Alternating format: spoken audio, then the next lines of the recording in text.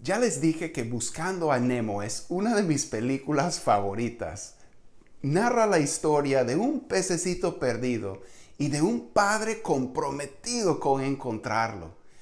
Pero no sería para nada tan interesante esta historia si no fuera por otro personaje en la trama, Dory.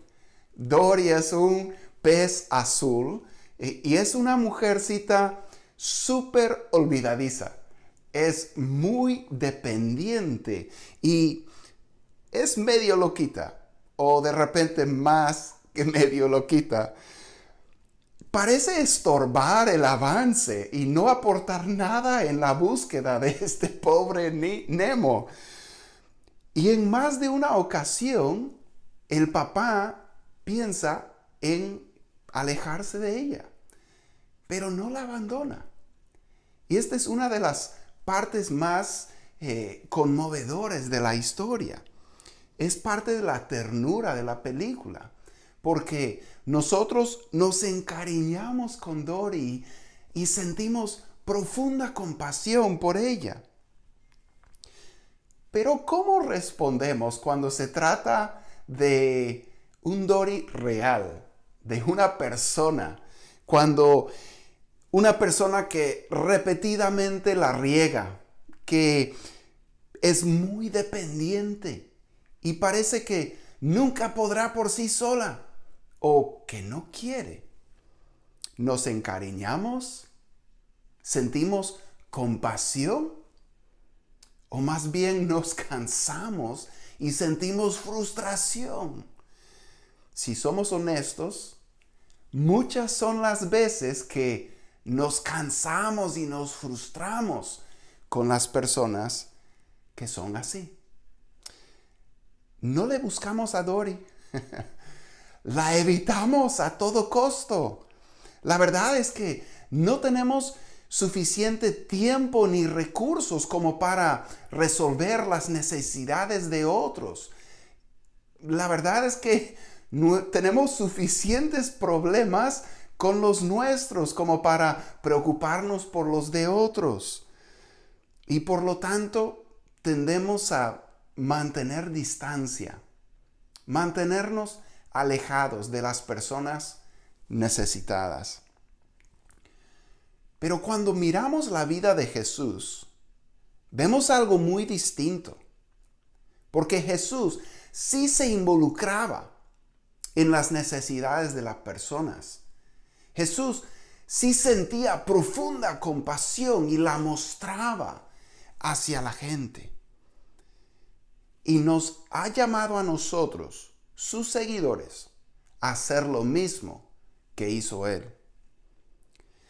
Al darnos Jesús la comisión de ir y hacer discípulos, de bautizarlos y de enseñarles todo lo que Él nos ha mandado a nosotros, Él ascendió a su Padre. Y pocos días después, Él y su Padre derramaron sobre los seguidores de Jesús el Espíritu Santo y nació la iglesia nuevo testamentaria. Y leemos esta descripción de esa primera iglesia en sus primeros días después de nacer. Escuchemos. Así pues, los que recibieron su mensaje fueron bautizados. Y aquel día se unieron a la iglesia unas 3,000 personas. Se mantenían firmes en la enseñanza de los apóstoles, en la comunión, en el partimiento del pan y en la oración. Todos estaban asombrados de los muchos prodigios y señales que realizaban los apóstoles. Todos los creyentes estaban juntos y tenían todo en común. Vendían sus propiedades y posesiones y compartían sus bienes entre sí según la necesidad de cada uno. No dejaban de reunirse en el templo ni un solo día. De casa en casa partían el pan y compartían la comida con alegría y generosidad. alabando a Dios y disfrutando de la estimación general de todo el pueblo. Y cada día el Señor añadía al grupo los que iban siendo salvos. A veces nosotros pensamos en la iglesia solo como la descripción del versículo 42, la enseñanza de los apóstoles, la comunión, el partimiento del pan y las oraciones. Pero la descripción continúa y contiene mucho más. Dice que el poder del Espíritu Santo estaba sobre los creyentes. Dice que se cuidaban los unos a los otros y que había una generosidad extrema entre ellos. Había gozo y alegría mientras ellos compartían su pan y su vida los unos con los otros. Todo lo cual dejaba un impacto enorme sobre las personas que les rodeaban. Y de estas, el Señor iba añadiendo al número de los discípulos cada día. Estamos en un tiempo en la Iglesia Vida de ayuno y oración. Estamos buscando y pidiendo al Señor hacer algo sobrenatural en nuestra iglesia. Y que Él nos lleve a amarnos unos a otros de la manera en que ellos se amaron. De cuidarnos y preocuparnos los unos a los otros como ellos lo hicieron. La semana pasada vimos que la iglesia es una comunidad de discípulos que hacen discípulos. Y hoy queremos ver cómo se vive dentro de esta comunidad discipuladora que conocemos como la iglesia. La primera cosa que vemos es que hay que llevarnos las cargas los unos a los otros. Tenemos que llevar las cargas los unos de los otros.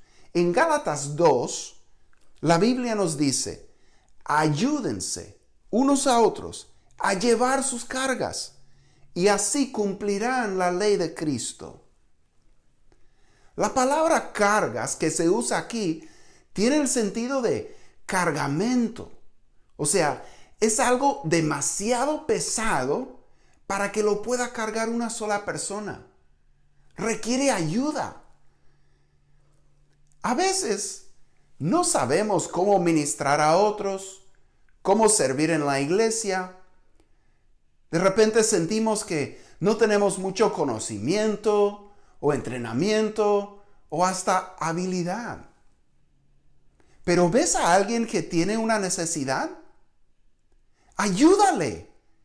Esto es hacer la obra del ministerio. Esto es hacer la obra del Señor.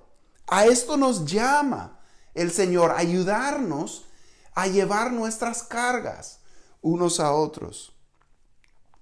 Yo me pongo a pensar en la película Buscando a Nemo. Marlin, el papá, tuvo que llevar las cargas de Dory.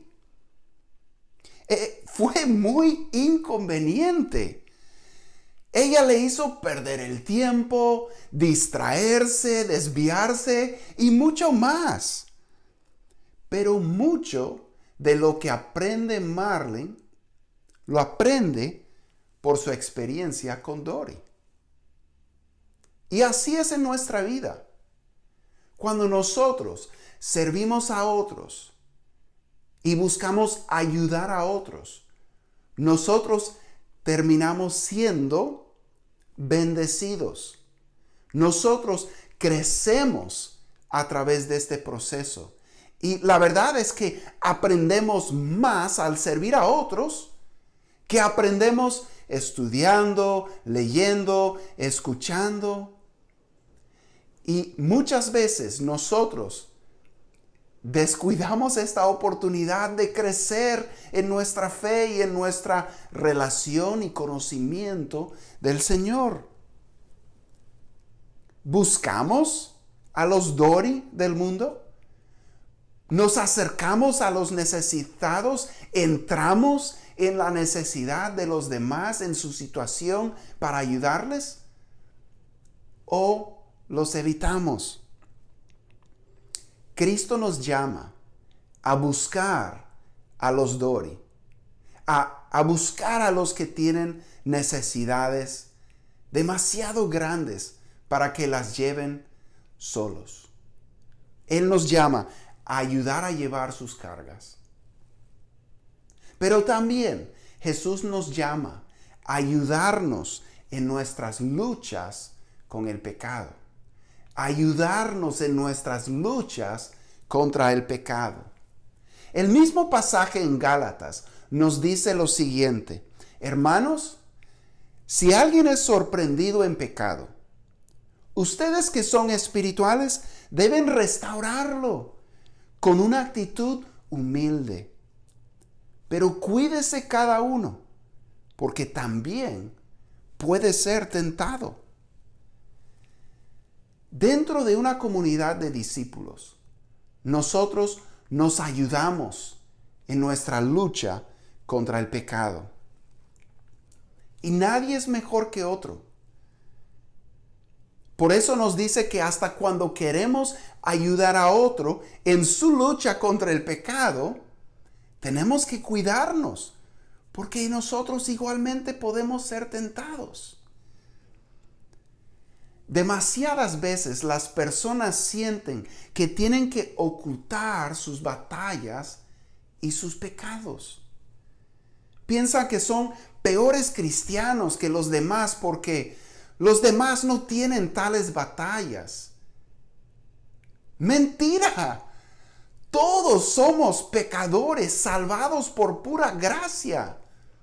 Cuando nosotros nos convertimos a Cristo, recién comienza la lucha contra el pecado en la vida de todos nosotros. Al enemigo le encanta que tú te veas peor que los demás cristianos y que mantengas tu pecado en secreto. Saca tu pecado a luz y hallarás nuevas fuerzas en tu lucha contra él. Tú no batallas con el pecado. Bueno, discúlpame, pero te tengo que decir que creo que eres el más engañado de todos. De repente, para ti son insignificantes los pecados con los que luchas tú, pero para Dios no lo son. Entonces te animo. Lucha contra el pecado. Avanza hacia la madurez espiritual. Nos necesitamos los unos a los otros en nuestra lucha contra el pecado. Yo necesito a otros en mi lucha contra el pecado. Esta misma semana yo tuve que enviar un mensaje de texto a mi hermano en Cristo y a decirle: mira, estoy luchando, ora por mí para que el Señor me fortalezca. Yo ni le tuve que explicar con qué estaba batallando, porque Él ya me conoce, porque yo ya me he abierto con Él. Yo le he compartido cuáles son mis luchas, mis batallas, mis victorias y mis derrotas. Yo no lo puedo hacer solo. Yo necesito a otros en mi lucha contra el pecado. Y tú también. No nos gusta sacar a luz nuestras luchas. Se siente demasiado personal, demasiado privado. Pero este es el problema con el cristianismo de hoy. Nosotros vivimos nuestras vidas cristianas como llaneros solitarios. No las vivimos en comunidad con otros discípulos del Señor. Y esto debilita la obra del Señor en la vida nuestra y también en la iglesia. En una comunidad de discípulos que hacen discípulos, nos abrimos los unos con los otros. Claro, con prudencia, sabiduría, sabemos con quiénes estamos compartiendo. Yo conozco a mi hermano con el que comparto, yo sé que él sabe manejar esa información, yo sé cómo él va a recibir esa información y yo sé cuáles son las cosas que él va a hablar en mi vida, como vamos a hablar en un momento. Pero nosotros buscamos a los que con los que podemos compartir, porque no lo podemos hacer solos. Así es en una comunidad de discípulos que hacen discípulos. Nos abrimos y nos ayudamos a llevar nuestras cargas los unos a los otros. Me encanta cómo lo expresa Francis Chan en su libro Multiplícate, que nos sirve como guía en esta serie en la que nos encontramos. Dice así: llevar las cargas unos de otros no es fácil, pero tampoco es opcional. Tenemos que enfrentar este desafío. Una iglesia llena de individuos aislados, sintiéndose derrotados por sus pecados y despojados de su gozo, esto nunca fue el plan de Dios para la iglesia. El plan de Jesús para su iglesia era que ésta avanzara poderosamente a lo largo de los siglos, llena de amor y gozo. Jesús fue claro: yo edificaré mi iglesia y las puertas del Hades no prevalecerán contra ella. Entonces, en una comunidad de discípulos que hacemos discípulos, nos ayudamos los unos a los otros, llevando nuestras cargas y peleando nuestras luchas. Pero ¿cómo nos ayudamos? Primero, oramos los unos por los otros. Oramos los unos por los otros. En Santiago 5:16 la Biblia nos dice así: por eso, confiésense unos a otros sus pecados y oren unos por otros para que sean sanados. La oración del justo es poderosa y eficaz. Cuando yo compartí con mi amigo que yo estaba batallando y que me ayudara orando, Dios me fortaleció. Mi amigo estaba orando por mí y Dios me ayudó a salir de esa batalla. Oramos los unos por los otros. Y segundo, caminamos los unos con los otros. Caminamos los unos con los otros. No buscamos soluciones rápidas o parches temporales al problema.